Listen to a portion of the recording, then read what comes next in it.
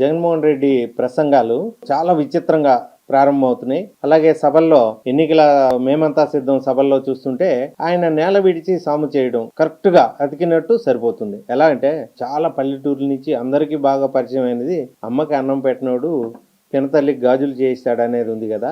ఆ సామెతకి జగన్ ప్రసంగాన్ని అచ్చు గుద్దినట్టు సరిపోతుంది. ఈ రోజు తాజాగా విజయనగరంలో ఆయన మేమంతా సిద్ధం సభలో మాట్లాడుతూ మొత్తం రాష్ట్ర వ్యాప్తంగా ఉన్న కోట్లాది మంది అక్క చెల్లెళ్ళు తనను అన్నగా భావించి రాఖీ కడతారా అని అడిగాడు. సొంత చెల్లెల్ని మెడబట్టి బయటికి గెంటేశావు. బాబాయ్ కూతురు న్యాయం కోసం తన తండ్రిని చంపేశారని న్యాయం కోసం తిరిగితే ఆమె మీద రకరకాల ఆమె క్యారెక్టర్ని అసోసియేషన్ చేశావు. ఆమెకి అనవసరమైన ఆపాదించావు. చివరికి ఆమె భర్త కలిపి చంపారని కూడా రాయించావు. మనిషివి, సొంత చెల్లెళ్ళతో నువ్వు రాఖీ కట్టించుకునే సందర్భమే లేదు. వాళ్ళు నిన్ను చీకొట్టి నీ దగ్గర రాని పరిస్థితి. కోట్లాది మందికి నువ్వు అన్న ఎలా అవుతావు? ఆంధ్రప్రదేశ్ ఓటర్గా, ప్రజలుగా ప్రశ్న. ఇది జర్నలిస్ట్గా కాదు. అమ్మ నీ దగ్గర లేదు, నీ తల్లి. కారణం చెప్పగలవా? చెప్పలేవు కదా. మీ బిడ్డను అంటావు.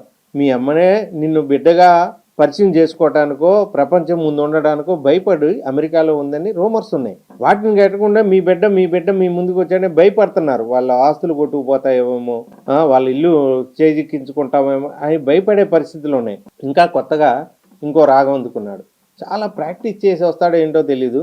2-3 రోజులు గ్యాప్ ఇచ్చి వస్తాడు. వచ్చే ఆ గ్యాప్లో కొత్తగా ఏమొచ్చాడు? దేవుడు తన కోసం అంటే దేవుడైనా నాలాగా జర్నలిస్టా, కంటెంట్ రైటరా, సబైటరా, రోజు ఈయన కోసం స్క్రిప్ట్లు రాయడానికి, అందులోనే ఏమైనా మంచి చేసి కుటుంబం నుంచి ప్రజలకి అందరికీ మంచి చేస్తే నీకోసం ఏ మతంలో దేవుడైనా ఓ స్క్రిప్ట్ రాశాడంటే అర్థం ఉంది. నువ్వు చేసిందా? లక్షలాది మంది తాలిబొట్లు తెంపే ప్రమాదకరం మద్యం అమ్ముతున్నావు. సొంత బాబాయిని చంపే ఆరోపణలు ఉన్నాయి.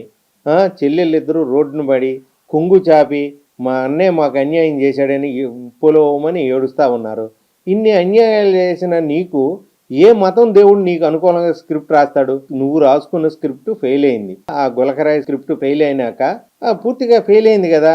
నాకు మెదడు తాగలేదు, కన్నుకు తాగలేదంటే నువ్వు ఎక్కడ కావాలంటే అక్కడ కొట్టించుకునేటప్పుడు అది మెదడుకో కన్నుకో ఎందుకు తగలేదు? అసలు మెదడంటూ నీకు ఉంటే, మంచి చేయాలని మెదడంటూ ఉంటే అది చెదిరిపోద్ది. నీ దుర్బుద్ధి ఆ మెదడులోనే ఇన్ని కుట్రలు కుతంత్రాలు ఉన్నాక ఏ గులకరాయిలు వాటిని కొట్టేయలేవు. దేవుడు స్క్రిప్ట్ నీ కోసం రాసి పెట్టాడు. ఆ స్క్రిప్ట్ ఏంటి?